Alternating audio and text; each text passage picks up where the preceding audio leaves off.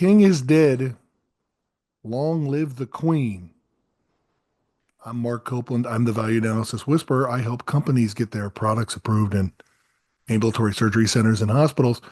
This is Sutures and Cents, where we talk business to clinical, clinical to business, clinical to clinical, and business to business. Because that's what we need to do these days, selling med device in today's healthcare system.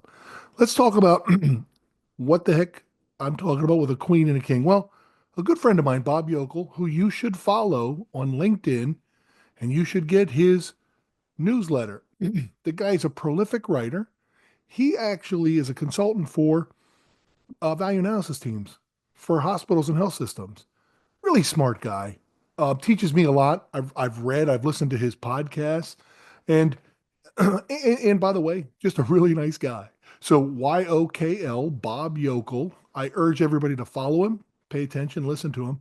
And he often comments on my posts and I on his because I think he's smart. So I try to hang around smart people, and I don't know why he talks to me. But Bob made a point on one of my posts that I had been talking about utilization of a certain product, that the sizes that they needed to right size it. And if you had the right sizes, you could show how you would save a hospital, a fictional hospital that I made up, that they're trying to save costs. And if they looked at your product, we could show that we were probably due to utilization stuff. And I'd talk to clinicians and they didn't need as much here, but sometimes they needed to use twice the dose of their current thing. And there's no way supply chain could possibly know that. And when you added it all up and you showed your work, we were going to show them about $700,000 in savings on about 1.8 million dollars of spend. And it's simple math, but it's not so simple. You have to do the math, right? And you have to be able to explain it. And that's not super easy. But Bob said to me, "Hey, Mark, great points. If I could add, price is king and always will be, but utilization, waste, efficiency, life cycle costs are queen in the total cost slash value space."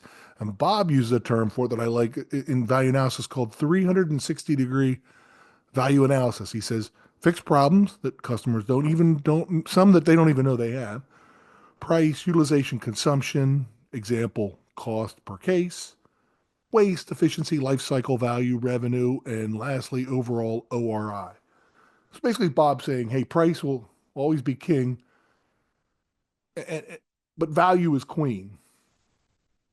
But I would say, respectfully, I would disagree, and it's probably not exactly what Bob's saying.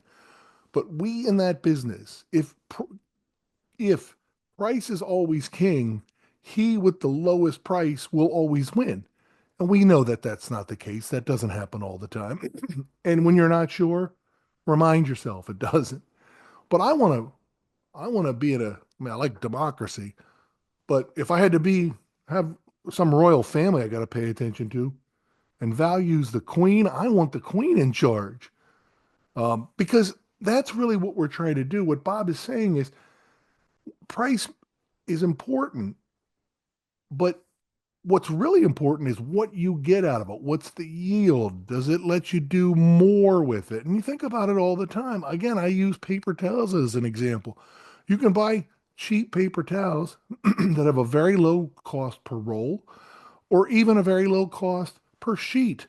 But if you got to use 8 sheets every time you spill something, and I occasionally spill stuff, versus one of the higher cost, well, what's the real value? Which one's actually the better price? And you sometimes have to say to supply chain because they're trying to buy a million things. You got to explain. And this, by the way, is your doctors don't necessarily understand this. Sometimes your nurses don't understand it, or it's too hard to calculate. So we have to do it for them, right? So in the land of price is king, I want a queen. I want a queen running the country because she is looking at value and return on investment and what that dollar invested, how much it gets you versus what's cheapest, right? And everyone should be looking for the best value and if possible lowest price. But those of us in this business that have complicated products and complex implants and things that we're selling that like require some explanation, we need to know how to sing to the queen, right? Because if all we ever hear about is price, we're not doing our job. And like the example that I gave the other day, which was based on a real live product that I heard about, they're not spending $90 per use. They're spending $90 per unit, but sometimes they use 2 units. Now your price just went up to about $180 on that subset.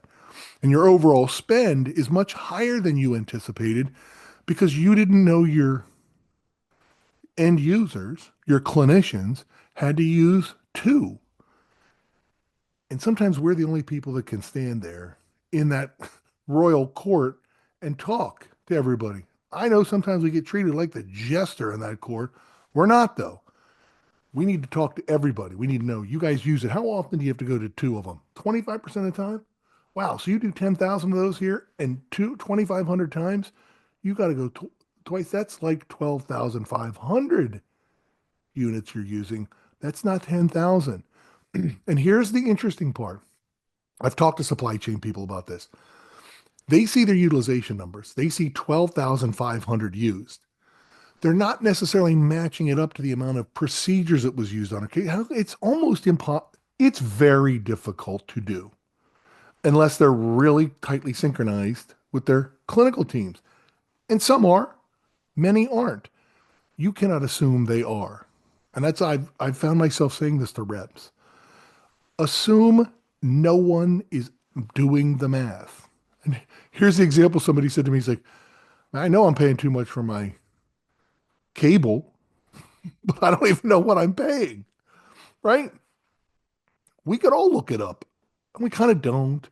Or we're not sure. What option do we have to go to? Do I have to go to Hulu and all that stuff? Man, but like it's the same thing, right? So we know we don't always know exactly how much we're spending, but so how should we expect them to?